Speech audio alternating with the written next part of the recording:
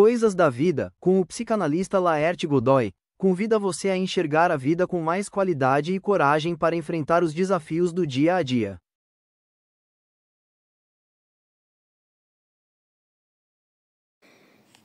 Você acredita que a língua tem poder para matar, para destruir, para detonar, para acabar com alguma coisa? Esse pequeno órgão no meio do nosso corpo? Pois é, vamos falar sobre isso.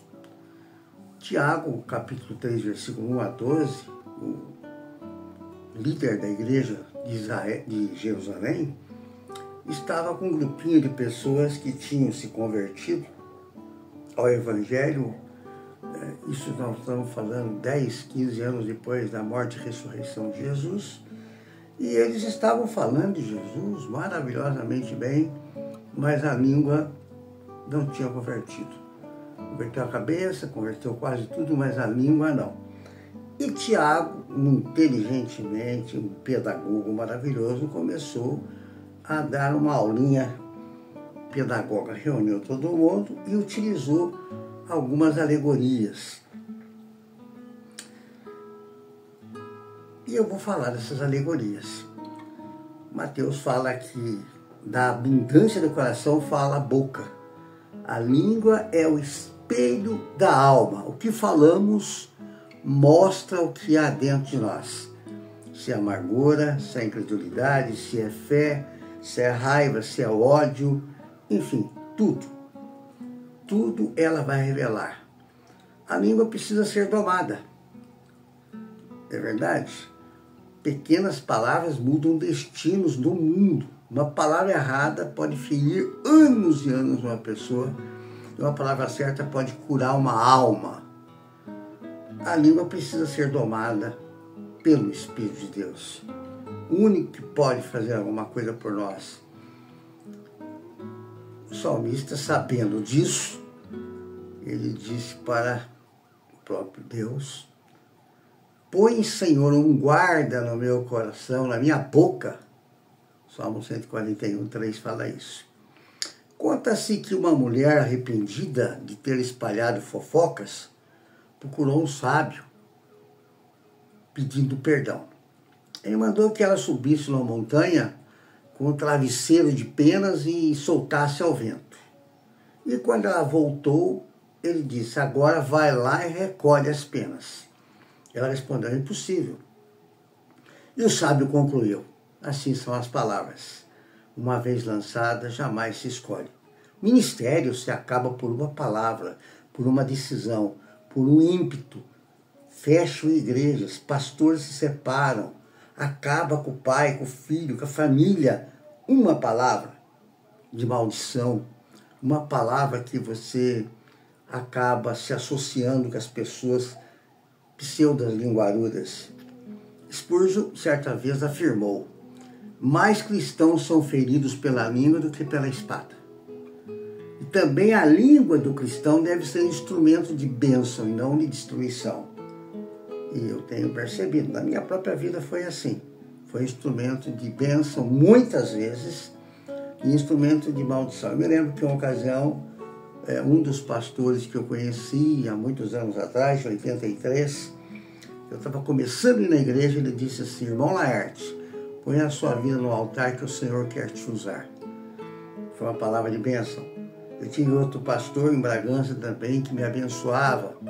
Uma ocasião eu estava doente, escreveu uma cartinha e falou: irmão Laerte, impossibilitado de estar na igreja no dia de hoje, você pode conduzir o culto. São oportunidades que Deus dá para a gente que você não espera. Então, meus amados, você que está aí no meu canal, isso é algo que dá para a gente começar a pensar o que fazer com a minha língua, quando fazer, quando usar e de que maneira usar. Você deve ter destruído muita gente, como eu já também, só que, graças a Deus, temos um advogado que pode nos curar.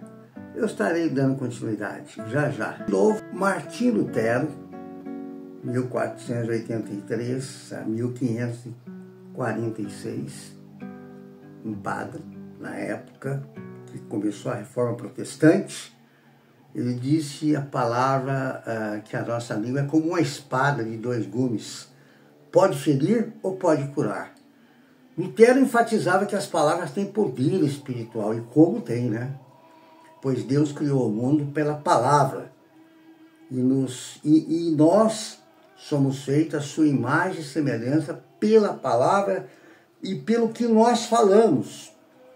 O Spurgeon, um pouco mais tarde, diz que a língua é pequena, mas pode espalhar grande incêndio.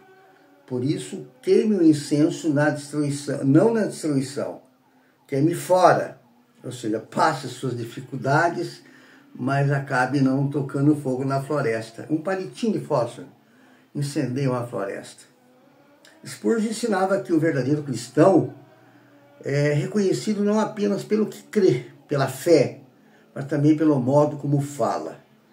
Pessoas carregam em seus lábios graça de Deus. É tão gostoso quando você conversa com alguém que a graça é maravilhosa, só tem palavras boas, não é verdade? John Wesley dizia que a religião pura é também uma língua pura, não venenosa. Wesley dizia que o domínio da nossa língua é sinal de verdadeira santificação. Só quem é santo que domina, quem não é santo não consegue dominar. Quem não refreia a sua língua mostra que a sua fé ainda é neófita, novinha, é superficial. Você conhece o cristão pelas palavras sábias. Eu sempre gostei de ler o livro do A.W. Tozer. Muito tempo que eu não leio nada dele, mas ele ensinava que o Espírito Santo governa o coração. Ele também governa a língua.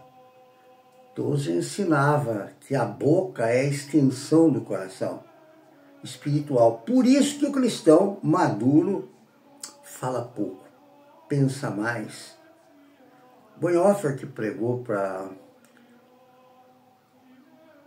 pessoas importantes, governadores desse mundo, né, na época marxista, diz que as palavras do cristão devem ser como pontes e não como muros. E tem pessoas que a gente percebe que é ponte, tem pessoas que você percebe que é muro. Você conhece alguém que é ponte, que te dá uma luz, que fala você vai ficar curado, você vai ficar bom? E tem outros que falam palavras que te derrubam? Você deve conhecer, tem muitos, né? E um dia talvez essa língua será mais afiada pelo Espírito Santo. Bonhoeffer alertava que o discurso sem amor destrói a comunhão e impede a presença de Cristo entre os irmãos. Outro escritor maravilhoso, C.S. Lewis, que faleceu em 1963, é mais recente, ele diz que palavras são a casa onde o coração habita. Lewis falava do poder moral da linguagem, mostrando que o modo como falamos reflete se vivemos a verdade ou engano. Enfim, Tiago mostra que a língua é um teste de maturidade, conforme Calvino fala. As palavras têm poder de criar e destruir, como Lutero, eu disse sobre Lutero. Só o Espírito pode domar a língua, como Tozer, Bonhoeffer falou. Falar com sabedoria é um ato de adoração, segundo C.S. Lewis. Vamos fazer algumas perguntinhas para reflexão. O que minhas palavras têm produzido, vida ou feridas? Responde. Se gravassem tudo que eu disse até hoje, Cristo seria glorificado? Quantos por cento? Minhas palavras revelam um coração curado ou um coração ferido? O que você acha sobre isso? Então, fica com essa mensagem de carinho, de adoração, de desejo. E espero que você seja muito abençoado no dia de hoje.